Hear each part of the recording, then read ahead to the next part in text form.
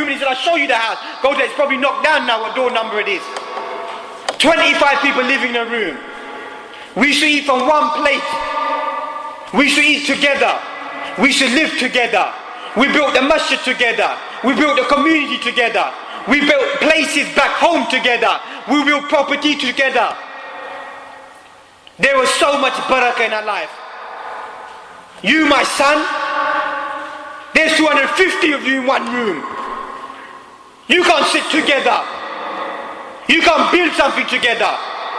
You can't live together. You can't do anything back home together. You can't do anything together in this country. We couldn't speak English. We couldn't do anything. But we had some, what you may think cultural pretense or cultural understanding. There was barakah in their life. Was there not barakah in their life? We're now 25 people working in the home and we're still complaining. We're still complaining. We don't have the responsibility of taking care of the family back home. The family means what? You know what it means, don't you, back home? We can't do that. We can't do that today. Why not? Because there's no barakah left. The barakah has been snatched away, taken away from us. So how do you once again enter into the world of barakah? How do you enter that world of gaining the blessings? We eat today, we eat to our full, we go home and we're still what? We're still hungry. Isn't it? We're still hungry, there's no barakah. Our life, there's no barakah in what we do in our life, nothing. In our time, nothing. Ulama, you read through their life. You calculate the work, read through the works of Imam Qurtubi's tafsir. We could spend all our life reading through his tafsir. We could still not be able to complete it, and even if we did complete it, I'm sure that 9 people out of 10, or 10 out of 10 will not be able to understand his tafsir. All our lives we could do that. You calculate how many minutes they had in their life. Some of them died at the age of 40. Age of 40, Imam Nawawi read through his seerah, age of 40. His majmu', his fiqh, that was completed by Imam Subki at a later stage, the fiqh of Shafi'i that you find, that was completed, some 30 odd volumes, if I'm not mistaken. By the Sharh of Sahih Muslim, 19 volumes. Died about after the age of approximately 40. Calculate their time.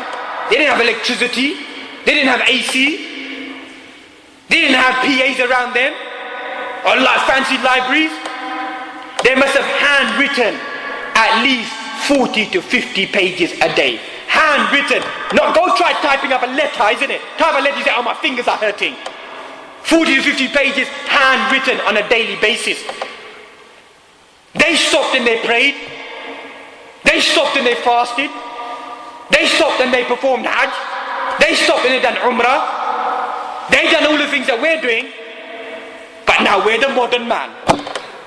We're the iPad, aren't we? Quran is iPad, isn't it? Now that's what the Quran is, isn't it? iPad, isn't it? Everything iPad. Digital world. Makfatwa that we find. Pick up a book and read a book.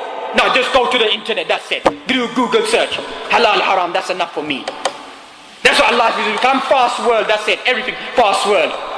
You want to go and learn, if you're going for your living, you go and earn your living, don't you? You get up early in the morning, earn your living. But when it comes to Islam, no time for that. Little hadith come on the computer, that's fine, that's enough for me. That gets me by, that's my contribution. That's me Muslim. One hadith of a day. That's my ritual practice. That's my barakah, Shaykh. Isn't it? My 786 written on my business. Isn't it? That's my 786. ਤੁਸੀਂ ਕਿਹੜੀਆਂ ਗੱਲਾਂ ਕਰਦੇ ਹੋ, isn't it?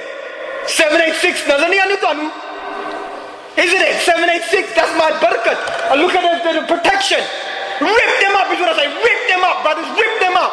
Nothing but kufr. Digits. The Quran is in digits. Who says the Quran is digits? Is the Quran squiggly lines? Is the Quran squiggly? Now tell me that. Am I blaspheming against the Quran? Are these people blaspheming against the Quran? Who's blaspheming against the Quran? Writing a little squiggly line, put it on the wall. Walking the shop, that protects me, my business. Damn hell, it protects your business. Boys wearing taweez, keeps me away from haram. You're clubbing all night, fornicating like an animal, and you're saying to me, my mom put down my arm, protect me from evil.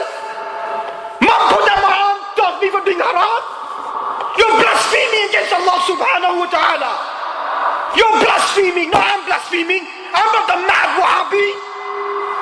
You're the mad individual, threading in your arms, fornicating like an animal, drinking alcohol all night, and then come and say to me, I wear a taweez, it protects me. I don't do no haram in my life. Who do you think I'm, what type of cleric I am? Rip out the taweez, rip it open, and I guarantee to you, it will not be the words of Allah subhanahu wa ta'ala.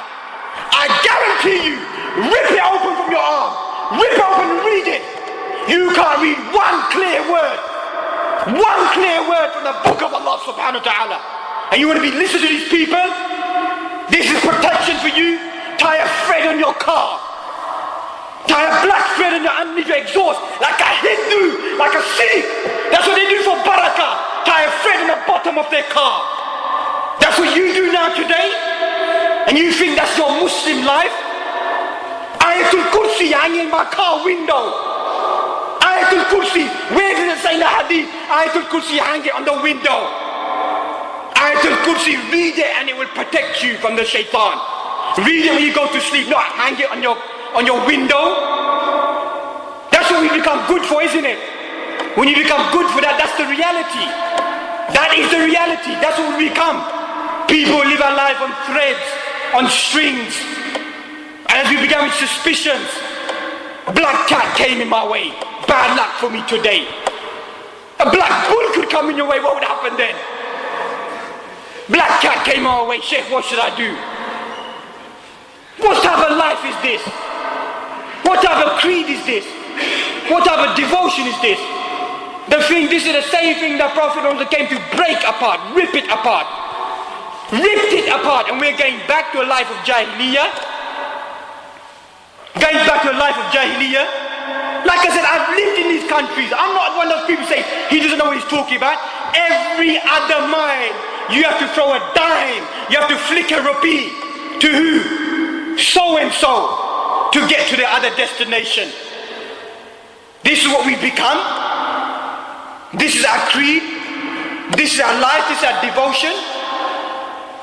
This all needs to be uprooted from us. From our people, from our parents, from our children, from our community.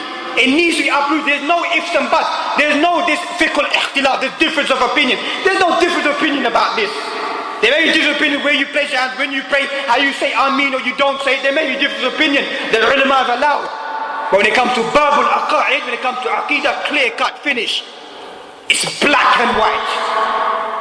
فَإِنْ آمَنُوا بِمِثْلِ مَا آمَنْتُمْ بِهِ فَقَدْ اهْتَدَوْا. You believe that they believe, you will be what? Rightly guided. That's it. Islam is simple. It is a simple way of life. That's what it is.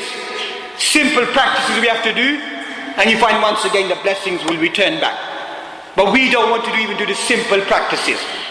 May Allah subhanahu wa ta'ala give us all the tawfiq and ability to come away and pray to Allah subhanahu wa ta'ala to remove these calamities, ma zahara minha wa ma batala, external, internal, whatever the causes may be, whatever the reasons may be. They are still our ikhwan, they are our brothers, they are our sisters, they are our daughters, they are part of this Muslim ummah. We should be worried, we should be concerned about them, concerned about our own selves, and do whatever we can to help these individuals. If we cannot speak, we cannot do physical actions, then at least I say we can do is pray. In the depths of the night, whenever you have the opportunity, pray to Allah subhanahu wa ta'ala. They're your poor servants, they're downtrodden, in a bad state, they're traumatized, they're being punished, they're being oppressed. Lift this calamity from them, Ya Rab. You're the kind, you're the merciful one. Don't send them through these difficulties, obstacles. Bring them out of this oppression, bring them out of this hardship. Return them back to you in a state of faith, of commitment, wipe out their sin, pardon them, forgive them. That's the least that we can do if we can't do any other action. At least we could do when we visualize this and thank Allah subhanahu wa ta'ala inside our hearts that Allah subhanahu wa ta'ala's blessings are so much upon us, and we can't seem to visualize so many blessings upon us, that every day we eat well, we dress well, we sleep well, we enjoy a good life. And every day these people, they go through every day and more suffering that they go through. They don't know when the end is. But wallahi, sometimes these words are easy on our tongue. But what do they say? That Allah subhanahu wa ta'ala is the best wakeel. Allah subhanahu wa ta'ala is the best protector. Hasbunallah wa ni'mal wakeel. Allah is the best